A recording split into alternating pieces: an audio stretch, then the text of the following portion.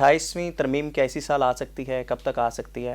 اور 28ویں ترمیم میں کیا 18ویں ترمیم میں کوئی تبدیلیاں ہوں گی؟ دیکھیں، ایک تو 18ویں ترمیم کوئی آسمانی صحیفہ نہیں ہے. 18ویں ترمیم بھی اسی پارلیمان نے کی اور 28ویں بھی یہی پارلیمان کرے گی. 28ویں کی کوئی ٹائم لائن طے نہیں ہے. جب تک ایک کانورسیشن سٹارٹ ضرور ہوئی تھی لیکن ابھی وہ کانورسیشن کوئی کسی سمت کی طرف موو فارورڈ نہیں کی یا وہ اس طرف پہنچی نہیں.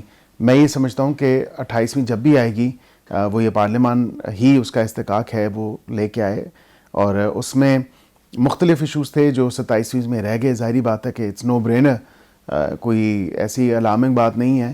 ایجوکیشن کے حوالے سے, پاپولیشن کے حوالے سے, دیگر چیزیں ہیں ان کے حوالے سے, گورننس کے حوالے سے کچھ ایسی چیزیں ہیں جو کہ ڈسکس ہونی چاہیے اور ہونا ضروری ہے. جب بھی اور اس میں پھر صوبوں کی جو ایک ڈیولیوشن آف پاور کے حوالے سے یا لوکل گورنمنٹ سسٹم ہے اس حوالے سے بھی چیزیں آ سکتی ہیں جو کہ پہلے ڈسکس ہو چکی ہیں. یہ کوئی ڈھکی چھپی بات تو نہیں. 18ویں ترمیم پہ جب بھی بات ہوتی ہے تو سندھ سے زیادہ رد عمل آتا ہے, تو کیا وجہ ہے کہ دیگر پروونسز سے کیوں نہیں آتا اور وہاں سے آتا ہے؟ دیکھیں, نہیں, میں سمجھتا ہوں کہ یہ بیٹھ کے بات کرنے والی ہے اور ایک دوسرے کو اپنا پوائنٹ آف ویو سمجھانے والی بات ہے. کیونکہ جب آخری دفعہ on the floor of the house وزیر اعظم صاحب نے بھی, اور کیونکہ ہم نے کمیٹیز میں تو سپورٹ کیا, جو ایم کیو ایم کی ترمیم تھی ان کی امینڈمنٹ تھی 140 کے حوالے سے, لوکل گورنمنٹ سسٹم کے حوالے سے, کہ اس کو مزید فعال بنایا جائے.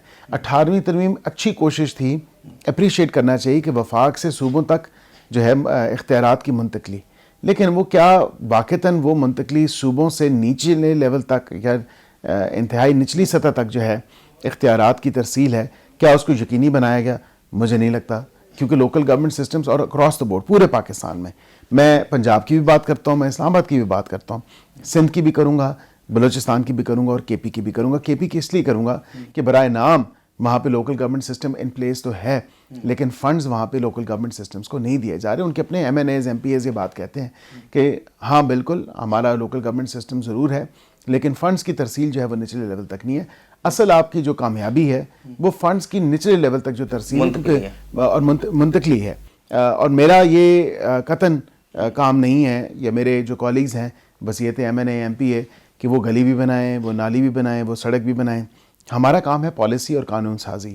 ہمارا یہ کام نہیں ہے لیکن ہمیں کرنا پڑتا ہے اپنے حلقے کی عوام کے لیے جن سے ہم ووٹس لے کے آئے. کراچی کو اگر وفاق کے حوالے کیا جاتا ہے تو اس میں کچھ قانونی قدغن تو نہیں ہے؟ دیکھیں, یہ تو آئی تھنک ایک تو یہ کہیں ڈسکس ہو نہیں رہا. کسی ایک سیاسی جماعت کی جو ہے خواہش ضرور ہو سکتی ہے لیکن ایسا ہے نہیں, اور میں نہیں سمجھتا کہ ایسا ہو سکتا ہے.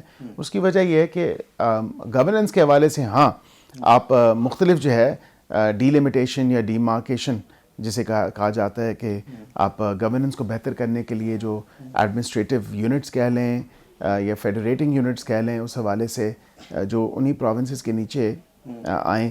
اب اس کا کیا میکینزم ہو سکتا ہے اتنی ڈیٹیل تو میرے پاس نہیں ہے لیکن ایک بہتر میکینزم نکل سکتا ہے. کیونکہ جاپان کو اور پنجاب کو یا برطانیہ یا پنجاب کو اگر آپ دیکھیں یا دیگر صوبوں کو دیکھیں تو اس کی گورننس کے حوالے سے جو ہے افیکٹو گورننس, مطلب پنجاب میں گورننس ہے اور بہت اچھی ہے, سی ایم صاحبہ نے بہت اچھے اقدامات اٹھائے, پر بات یہ کہ اس کو افیکٹو جو اس کے مزید اس کو فعال کرنے کے لیے کوئی ایسا میکینزم ہے. یہ تلخ ایک کانورسیشن ہے, it's a difficult conversation to have, لیکن ہمیں کہیں نہ کہیں کبھی نہ کبھی بیٹھنا پڑے گا اس ملک کی خاطر اور اپنی سیاسی جماعت یا سیاست کی خاطر نہیں, ملک کی مفاد کی خاطر.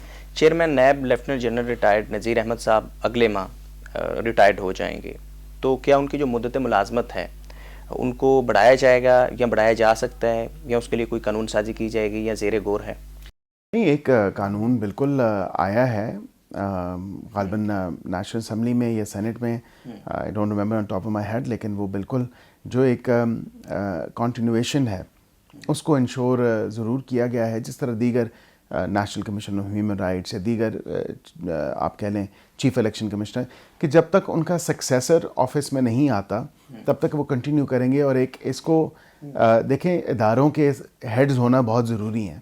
اگر ایک ادارے کا سربراہ نہیں ہوگا اور یہ چیز اتنا عرصہ تعطل کا شکار ہوگی کہ اپوائنٹمنٹ ہی نہیں ہو رہی, تو اس حوالے سے بالکل میں سمجھتا ہوں کہ یہ پھر ادارہ سفر کرتا ہے, اور اس لیے اس کی کنٹینویشن کو انشور اس لیے کیا جا رہا ہے مختلف اداروں کی کہ جب تک نیا جو ہے وہ سکسیسر نہ آ جائے، جو نیا جس نے بھی آنا ہے فرد نے، جس کی اپوائنٹمنٹ ہوگی، تب تک وہ جو انکمبنٹ ہے وہ آفس میں وہ کنٹینیو کرے گا۔